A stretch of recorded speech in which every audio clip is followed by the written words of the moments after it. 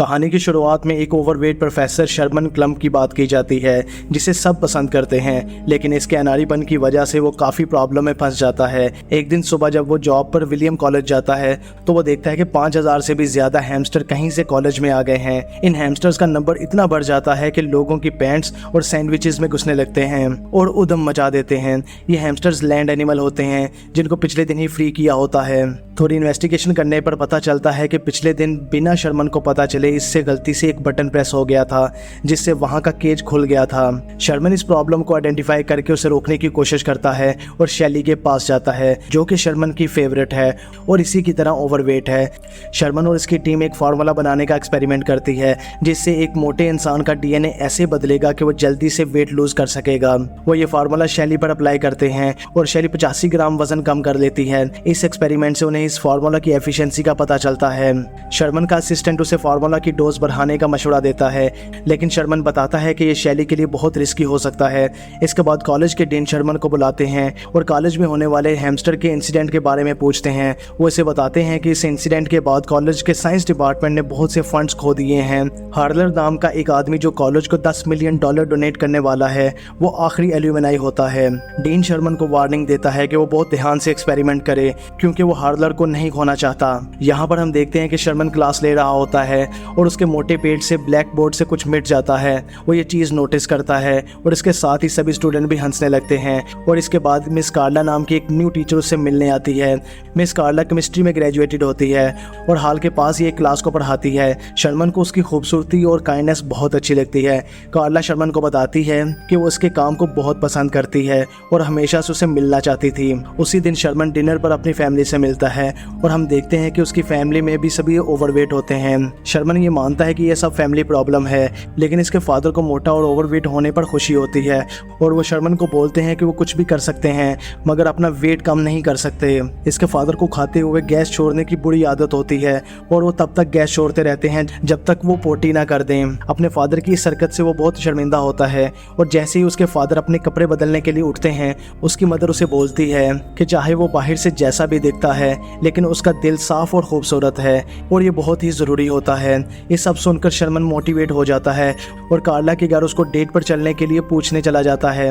कार्ला date पर चलने के लिए हाँ कर देती है जिससे शर्मन बहुत खुश हो जाता है और फ्राइडे को उसे द क्लब ले जाने का प्लान बनाता है। जैसे ही वो घर आता है तो उसके चेहरे पर अच्छी खासी स्माइल होती है क्योंकि वो फाइनली अपनी पसंद की लड़की के साथ डेट पर जा रहा होता है। वो टीवी देखते देखते सो जाता है और ख्वाब में देखता है कि वो और कार्ला बीच पर हैं और वहाँ वो उसे किस करता है, लेकिन उसके वेट की वजह से कार्ला रेत में घुस जाती है। शर्मन डर के मारे उठ जाता है और टीवी शो का होस्ट यस आई कैन बोल रहा होता है। ये सुनकर शर्मन भी मोटिवेट हो जाता है और यस आई कैन बोलना शुरू हो जाता है। सबसे पहले शर्मन जुम्बा क्लास और जिम लेता है, लेकिन फिट होने के लिए अभी भी उसे काफ़ी मेहनत करना होती है। वो फ्राइडे को क्लब जाते हैं और बहुत इंजॉय करते हैं, लेकिन रेजी नाम का एक कॉमेडियन स्टेज पर आता है और ऑडियंस में बैठे लोगों का सार्केज्म करके लोगों को हंसाता है। जब वो शर्मन पर आता है तो वो हद से ज़्यादा उसकी इंसल्ट कर देता है। ये सुनकर शर्मन को रोना आ जाता है। फिर वो कार्ला को घर छोड़ता है। कार्ला शर्मन को बेटर फील करवाने के लिए उसकी तारीफ करती है और शर्मन उसे थैंक यू बोलकर घर चला जाता है। वो अकेले और भी दुखी हो जाता है, इसीलिए वो बहुत ज़्यादा जंक फूड खाता है और खाते खाते ही सो जाता है और उसे ख्वाब आता है कि उसे हार्ट अटैक आ गया है और वो हॉस्पिटल में एक बिग मैन बन चुका है। हॉस्पिटल से निकलते ही वो एक फाट से सारे लोगों को गिरा देता है और वो डर के मारे अब उठ जाता है। उसे ये समझ आ जाता है कि वो एक्सरसाइज और हेल्दी खाना खाने के रास्ते ही चलता रहेगा तो वो कभी भी पतला नहीं हो सकेगा और वो डिसाइड करता है कि वो अपने लैब में अपने सीरम को खुद ही इस्तेमाल करेगा। वो रात को लैब में जाकर मेडिसिन प्रिपेयर करता है और खुद ही पी लेता है और साथ ही उसका बीपी और हार्ट रेट बहुत बढ़ जाता है। तभी हम देखते हैं कि कंप्यूटर स्क्रीन पर डीएनए रीस्ट्रक्चर्ड का मैसेज आता है। अगली सुबह जब वो उठता है तो वो हैरान रह जाता है क्योंकि अब वो एक फिट यंग मैन बन चुका था। उसको बहुत खुशी होती है और वो बाहर जाकर सबको बताता है। सबसे पहले वो शॉपिंग करने मॉल में जाता है और इसी दिन जब वो लैब में काम कर रहा होता है वहाँ कार्ला आती है और उसे पहचान नहीं पाती। शर्मन खुद को बडी के नाम से इंट्रोड्यूस करवाता है और खुद को शर्मन का लैब असिस्टेंट बताता है। वो उसे क्लब में ले जाने के लिए पूछता है। कार्ला थोड़ा सोचकर हाँ कर देती है क्योंकि वो शर्मन का असिस्टेंट होता है, लेकिन अचानक से उसकी फिंगर्स स्वेल करने लगती हैं और इससे पहले कि वो वापस शर्मन में बदले वो कार्ला को वहाँ से बाहर निकाल देता है। कार्ला शर्मन से मिलती है और उसे बडी के बारे में बताती है और ये भी कि वो उसको डेट पर ले जाना जाता है। शर्मन उसको बोलता है कि बड़ी एक अच्छा इंसान है और उसे जाना चाहिए। बड़ी स्पोर्ट्स कार में जाता है जिसमें तो वो शर्मन वाली बॉडी के साथ तो कभी भी फिट नहीं आता। वो और कार्ला क्लब में जाते हैं तो रेजी फिर से उसकी इंसल्ट करने के लिए स्टेज पर आता है। इस बार बडी रेजी की इंसल्ट करता है और स्टेज पर जाकर जोक पर जोक मारता है और रेजी हार जाता है। ये सब देखकर रेजी उससे लड़ता है और बडी उसको धक्का मारकर पियानो पर गिरा देता है। सभी लोग बडी के लिए चीयर करते हैं और वो कार्ला को किस करता है और कुछ ही देर बाद उसका नीचे वाला होंठ स्वेल करने लगता है। वो एनर्जी का बहाना करके बाहर आ जाता है। क्लब में शर्मन का असिस्टेंट भी आया होता है और वो वेटर के पास कार देखकर उससे पूछता है। वेटर के ये बताने पर कि ये कार बडी का है, उसे लगता है कि बडी ने शर्मन का कार चुराया है। वो उसे पकड़ने के लिए पीछे उसकी कार में जाता है। कार में बडी का नीचे वाला होंठ बुरी तरह से स्वेल करने लगता है। जॉनसन रियलाइज करता है कि शर्मन ने वो सीरम इस्तेमाल किया है और उसे कार से बाहर निकालने के लिए कार कट करना पड़ती है। अगले दिन वो क्लास के लिए लेट होता है। क्लास में कोई स्टूडेंट नहीं आता बल्कि गुस्से में डीन उसका वेट कर रहा होता है। वो उसे स्पोर्ट्स कार के बारे में पूछते हैं जो कि शर्मन ने चेयरमैन के नाम पर बाई की होती है। वो उसे ये फालतू खर्चे के बारे में नहीं पूछते बट ये बोलते हैं कि अगर हार्लन के फंड्स में प्रॉब्लम आई तो वो उसकी जान ले लेंगे। डीन चाहते हैं कि शर्मन का प्रोजेक्ट हार्लन को पसंद आए। शर्मन कार्ला से मिलता है। कार्ला बडी के लिए अपनी फीलिंग उससे शेयर करती है। उसे बोलती है कि बडी थोड़ा अजीब है और इसके बाद शर्मन कार्ला को अपनी फैमिली से मिलाने के लिए डिनर पर ले जाता है। कार्ला से उसके रिलेशनशिप्स के बारे में पर्सनल क्वेश्चन करते हैं जिससे कार्ला बहुत ही अनकंफर्टेबल फील करती है।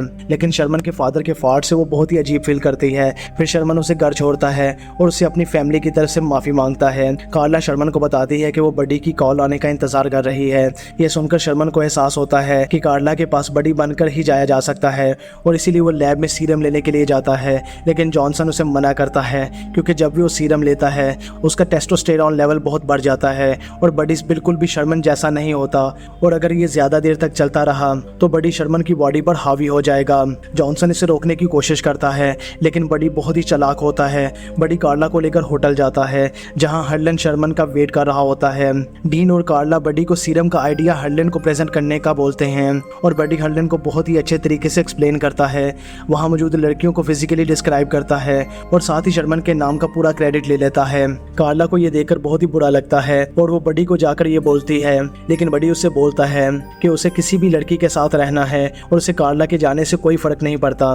कार्ला गुस्से में वहां से चली जाती है और डीन शर्मन की पोजीशन पर बडी को ले लेता है और एल्यूमिनाई पार्टी में प्रेजेंटेशन देने को बोलता है। बडी सारी रात पार्टी करता है और अगले दिन अपने आप को शर्मन की बॉडी में पाता है और इसके बेड पर लड़कियां होती हैं। इसके बाद कार्ला वहां आती है। शर्मन को लड़कियों के साथ देखकर उसे बोलती है कि तुम भी बडी की तरह ही हो। शर्मन ऑफिस जाता है और वहां से डीन से पता चलता है कि वो फायर हो चुका है और उसकी जगह बडी को जॉब मिल गई है।